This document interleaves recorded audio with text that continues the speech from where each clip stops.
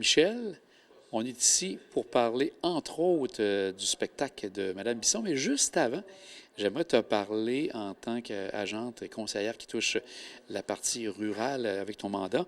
Il y a le programme d'aide financière à la remise en production des terres agricoles inexploitées. Est-ce que c'est un programme que les gens, les agriculteurs de la Côte-de-Beaupré peuvent bénéficier? Tout à fait. C'est un programme qui a été disponible dans les dernières années, mais là, dernièrement, on a su qu'il était de retour. Alors, c'est une très bonne nouvelle pour les producteurs de la Côte-de-Beaupré. Et ça, les gens vont directement sur le site de la CMQ pour avoir plus de détails? Oui, dans la section activités agricoles, ils vont pouvoir trouver l'ensemble des informations, le formulaire. Il est possible de déposer jusqu'au 19 mai à 16 heures. On va maintenant y aller du côté culturel. Le 9 mai, il va y avoir quelque chose d'intéressant. Il va y avoir une rencontre virtuelle qui va être faite pour connaître les statuts de l'artiste. Peux-tu nous parler un peu de cette rencontre qui va être virtuelle le 9 mai? Bien sûr, c'est un grand enjeu quand même, le statut de l'artiste pour la Côte-de-Beaupré.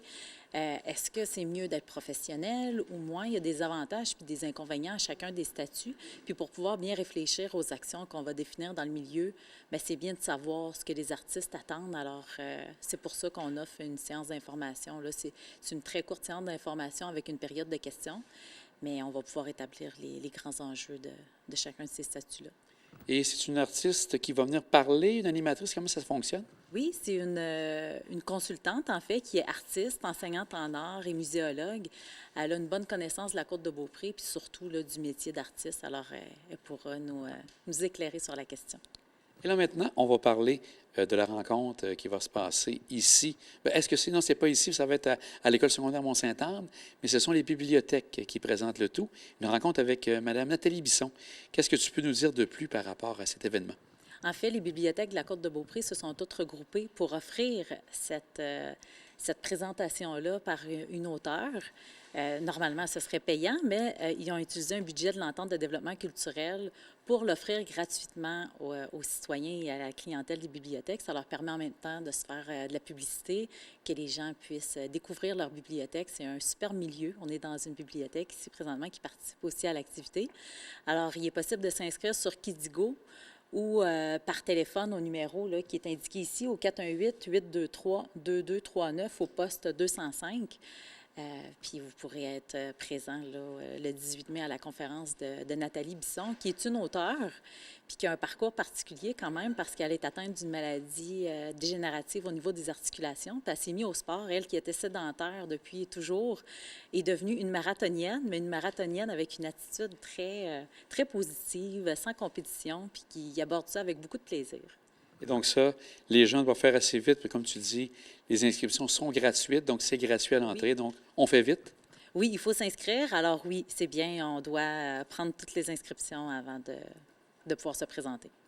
Aussi, je voulais parler avec toi parce qu'on va voir en grande pompe l'aperçu de ce qui va se passer au niveau de Pèlerinard. C'est à quel moment que ça va se passer, le dévoilement, bien, qu'on connaît déjà, mais là, la grande présentation? Le grand dévoilement aura lieu le 14 juin au Centre multifonctionnel de Beaupré, sur le plateau sportif. Les 3 artistes seront présents avec le commissaire d'exposition. Il y aura une présentation de chacune des œuvres avec toutes les personnes impliquées. Puis tout le grand public là, de la Côte-de-Beaupré est invité à venir à ce grand dévoilement-là à 19h.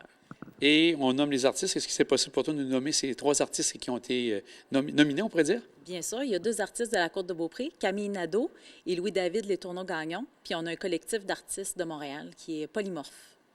Cette année, tu disais aussi, ce qui était particulier, les gens pouvaient autant participer pour l'œuvre permanente ou l'œuvre temporaire. Lequel des œuvres va être permanente sur le site? Effectivement, les artistes avaient le choix de déposer soit à l'œuvre permanente ou temporaire. Pour l'œuvre permanente, c'est Camille Nadeau qui a été sélectionné. Puis pour les œuvres temporaires, il y a Louis-David Letourneau-Gagnon et le collectif polymorphe. Et ça va être à peu près dans quel secteur? C'est autour de la bâtisse que le tout va s'installer, autour du centre multifonctionnel? Il y a encore des choses à confirmer, mais ça va être aux alentours des jeux pour enfants. Toutes les œuvres devraient se situer aux environs de là, dans un lieu très animé. Bien, Michel, un grand merci. Puis on va suivre avec très grande attention ce qui va se passer cet été avec tout ce qui touche la partie culturelle. Merci à vous.